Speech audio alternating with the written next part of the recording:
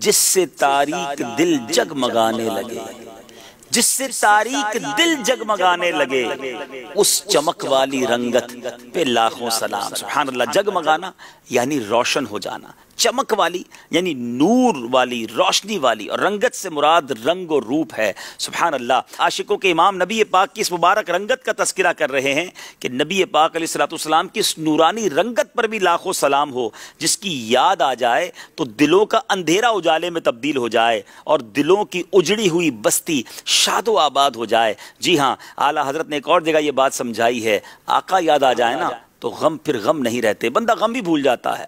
ان کے نثار کوئی کیسے ہی رنج میں ہو، جب یاد آ گئے ہیں سب غم بھلا دیے ہیں۔ اگلے شعر کی طرف چلتے ہیں۔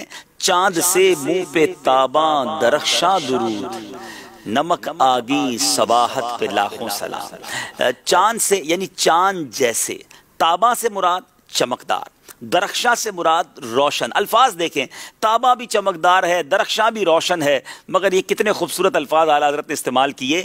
اب نمک آگی کہتے ہیں نمک بھری، ملاحت والی، اور صباحت سے مراد گورا پن ہے۔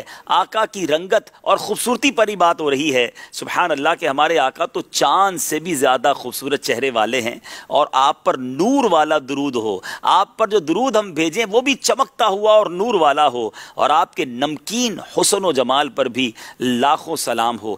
یاد رکھیے، ہر گورا رنگ اچھا نہیں لگتا، مگر جس گورے رنگ میں ملاحت بھی ہو، نمکینی بھی ہو، اس کی خوبصورتی دوبالا ہو جاتی ہے۔ تو میرے آقا نمکین حسن والے، چاند سے زیادہ خوبصورت۔ حسن رضا خان صاحب لکھتے ہیں نا، ایسا تجھے خالق نے طرح دار بنایا، یوسف کو تیرا طالب دیدار بنایا۔ اس حسین چہرے پر کس پیارے انداز میں گویا درود بھیج رہے ہیں کہ جس سے تاریک دل جگمگانے لگے، جس سے تاریک دل جگمگانے لگے، اس چمک والی رنگت پہ لاکھوں سلام۔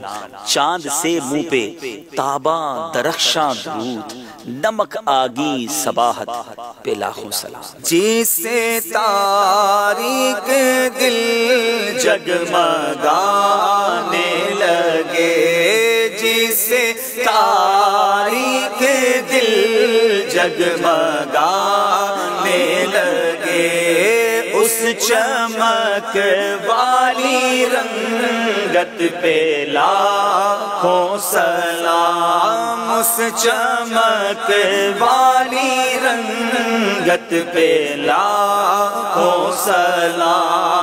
چاند سے منہ پہ تاباں درخشاں درود، چاند سے منہ پہ تاباں درخشاں درود، نمک آگی صباحت پہ لاکھوں سلام۔ مصطفیٰ جان رحمت پہ لاکھوں سلام، شمع بزر میں ہدایت پہ